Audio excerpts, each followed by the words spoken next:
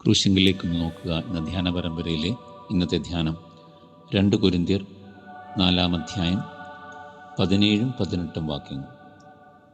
നൊടിനേരത്തേക്കുള്ള ഞങ്ങളുടെ ലഘുവായ കഷ്ടം അത്യന്തം അനവധിയായി തേജസ്സിൻ്റെ നിത്യഘനം ഞങ്ങൾക്ക് കിട്ടുവാൻ ഹേതുവാകുന്നു. കാണുന്നതിനെ അല്ല, കാണാത്തതിനെ അത്രേ ഞങ്ങൾ നോക്കിക്കൊണ്ടിരിക്കുന്നത്. കാണുന്നത് താൽക്കാലികം, കാണാത്തതോ നിത്യം. നൊടിനേരത്തേക്കുള്ള ലഘുവായ കഷ്ടം അത്യന്തം അനവധിയായി തേജസ്സിൻ്റെ നിത്യഘനം കിട്ടുവാൻ ഹേതുവാകുന്നു. കഷ്ടതയെ ഗതികേടായിട്ടോ, കഷ്ടതയെ അവസാനമായിട്ടോ, കഷ്ടതയെ വിധിയായിട്ടോ ഈ വേദഭാഗം പറയുന്നില്ല. ക്രിസ്തുവിന് വേണ്ടിയുള്ള സാക്ഷ്യവഴികളിൽ, സുവിശേഷത്തിന് വേണ്ടിയുള്ള ജീവിത നിമിഷങ്ങളിൽ കഷ്ടത അനിവാര്യമാണ്. സ്വർഗരാജ്യത്തേക്കുള്ള നടവഴികളിൽ കഷ്ടത നിമിഷങ്ങൾ ഒഴിച്ചുകൂടാൻ സാധിക്കാത്തതും ആണ്.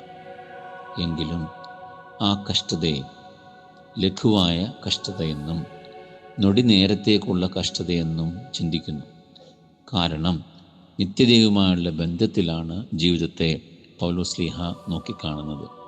ക്രൂശിൻ്റെ അനുഭവത്തെയും ക്രൂശീകരണ അനുഭവത്തെയും കഷ്ടതയുടെ അനുഭവമായി കാണുകയല്ല, നിത്യതയുടെ അനുഭവത്തിൽ നോക്കുകയാണ് ഇവിടെ നമ്മെ പഠിപ്പിക്കുന്നത്.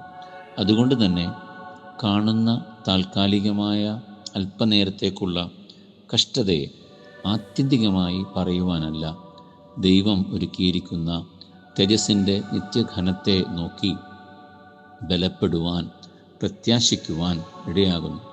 അതുകൊണ്ട് തന്നെ വിധിയെന്നോ ഗതികേടെന്നോ കണ്ട് സ്വയം വേദനിക്കുവാനോ ആ വേദന പങ്കിടുവാനോ അല്ല, കഷ്ടതയെ പ്രത്യാശയുടെ പടിവാതിക്കൽ എത്തിക്കുന്ന അനുഭവമായും കഷ്ടതയെ നിത്യജീവൻ്റെ അനുഭവമായിട്ട് തന്നെയാണ് വേദപുസ്തകം പഠിപ്പിക്കുന്നത്. വേദപുസ്തകം സുവിശേഷത്തിനായുള്ള കഷ്ടത്തെ നിത്യതയുമായുള്ള ബന്ധത്തിൽ ചേർത്ത് വെക്കുന്നു.